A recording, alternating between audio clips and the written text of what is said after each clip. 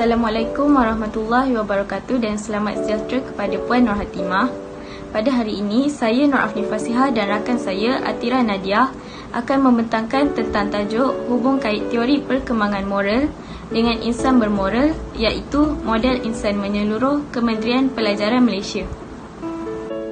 Seterusnya, hubung kait teori perkembangan moral dengan insan bermoral, iaitu mata pelajaran pendidikan moral.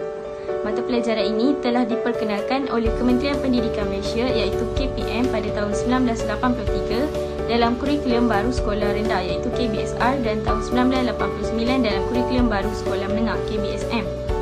Seterusnya, ia memberikan fokus kepada 3 aspek iaitu kerohanian, kemanusiaan dan sosial. Seterusnya, pendidikan moral. Pendidikan moral memberi penekanan kepada penyemaian, pemupukan dan penyebatian dalam nilai-nilai murni. Sehingga ke hari ini, kurikulum pendidikan moral telah mengalami penambahbaikan, iaitu kurikulum baru sekolah rendah dan menengah, kurikulum bersepadu sekolah rendah dan menengah dan juga kurikulum standard sekolah rendah dan menengah, iaitu KASSR dan KSSM. Seterusnya ialah fokus utama melalui dokumen standard kurikulum dan pentaksiran, iaitu DSKP, iaitu untuk membentuk insan yang berakhlak mulia. 3 domain moral yang boleh diterapkan dengan pembentukan insan berakhlak mulia. Yang pertama, penaklukan moral. Yang kedua, emosi moral. Yang ketiga, perlakuan moral dalam kalangan murid. Selain itu, terdapat 3 hubung kait antara penaklukan moral, emosi moral dan perlakuan moral yang membentuk insan berakhlak mulia. Pertama sekali, penaklukan moral, iaitu keupayaan mental untuk menakul dalam situasi yang kabur atau berkonflik nilai demi mengenal pasti perlakuan baik dan perlakuan jahat. Seterusnya, keupayaan mental dapat merungkai dan menyelesaikan masalah atau isu moral sebaik mungkin secara autonomi, rasional dan objektif berdasarkan prinsip moral.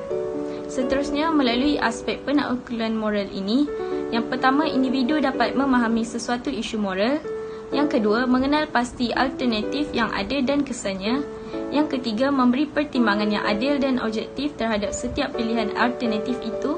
Yang keempat, memikirkan konsep nilai moral sejagat dan rasional.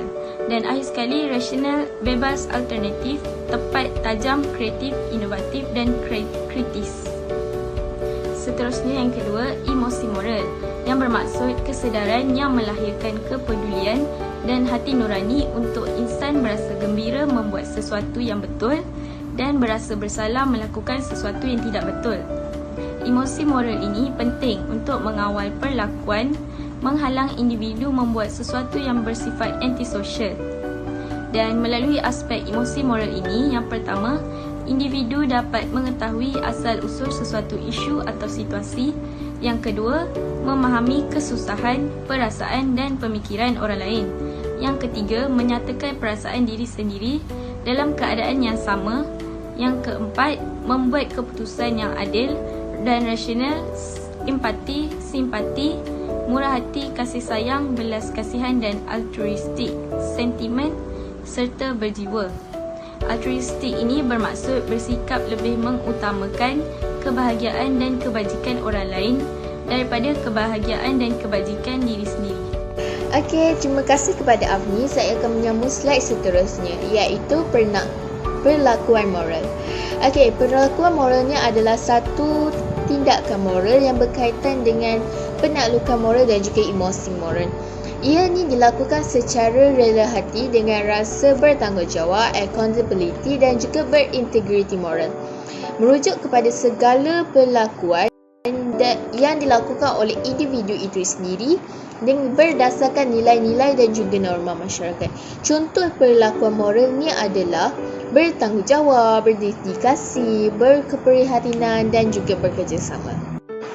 Okey, slide seterusnya iaitu berkaitan dengan insan berakhlak mulia. Insan berakhlak mulia ini adalah dominan dapat dikembangkan bersama dengan penerapan nilai murni bagi membantu melakukan pemilihan yang rasional dan juga menyelesaikan permasalahan moral. Ketiga-tiga dominan tersebut perlu diaplikasikan bersama dengan 14 nilai universal yang menjadi wahana bagi menghasilkan insan yang mulia, yang berakhlak mulia. Nilai universal itu merupakan nilai-nilai yang diterima masyarakat dan menepati kepada anutan agama atau kepercayaan masyarakat Malaysia. Sebagai contoh, guru-guru pendidikan moral yang perlu menyediakan pengajaran dan juga pembelajaran yang dapat memupuk nilai dan menyemai nilai-nilai tersebut dalam kalangan murid-murid. Okey, nilai-nilai murni, KSSR dan juga KSSM. Antaranya adalah kepercayaan kepada Tuhan, bertanggungjawab, berterima kasih, hemah tinggi, hormat menghormati, kasih sayang, bekerjasama, kesederhanan dan juga toleransi. Nilai-nilai tersebut haruslah diterapkan di dalam kurikulum standard sekolah rendah dan juga kurikulum standard sekolah menengah. Model insan yang menyeluruh mampu diterapkan oleh KPM selari dengan pembentukan insan bermoral yang telah diterapkan oleh Thomas Lincona, iaitu bagi membentuk peribadi model insan menyeluruh ataupun model insan bermoral, seseorang itu perlu mempunyai 3 dominan, iaitu penaklukan moral, emosi moral dan juga perlakuan moral. Pembentukan insan menyeluruh ini dicapai melalui penyebatian nilai-nilai murni yang telah terpilih yang digariskan oleh bahagian pembangunan kurikulum BPK KPM. Nilai-nilai ini akan diajar oleh guru berdasarkan garis panduan yang telah ditetapkan oleh KPM di dalam dokumen standard kurikulum dan pentaksiran DSKP. Okey, antara kesan yang kita dapat lihat adalah melalui pentaksiran pendidikan moral ini, murid dapat mengetahui dan juga memahami perlakuan moral, tetapi akan mencapai tahap yang lebih tinggi, iaitu murid dapat mengamal perlakuan moral dalam kehidupan seharian mereka secara kekal ataupun boleh dicontohi.